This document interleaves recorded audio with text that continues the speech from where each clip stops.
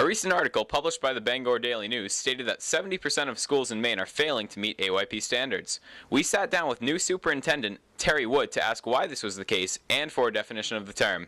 AYP means Annual Yearly Progress, and it's based on the NCLB, No Child Left Behind Act, that originally was an elementary and secondary act in 1965 that became reenacted in 2002 under the Bush administration.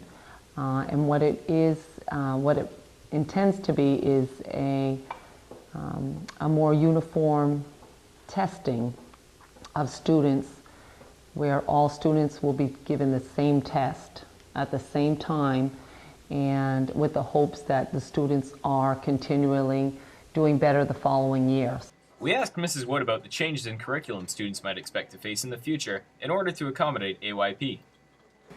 We need to make sure that the students are being taught what is expected on the test. And sometimes you hear that term, oh, they're teaching to the test, because there is such a focus on the reading, writing, and the math, that sometimes it seems like the arts or the other classes, science and social studies, aren't getting as much attention.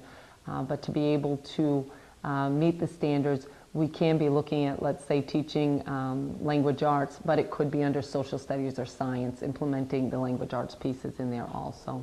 While AYP has affected schools from an administrative standpoint, those who will feel the impact the most are those who are in the building. We asked building principal Wayne Anderson how his job might be affected by this change. It's a bit more complicated. I won't say it's more difficult, but it's a bit more complicated, and it's definitely more stressful.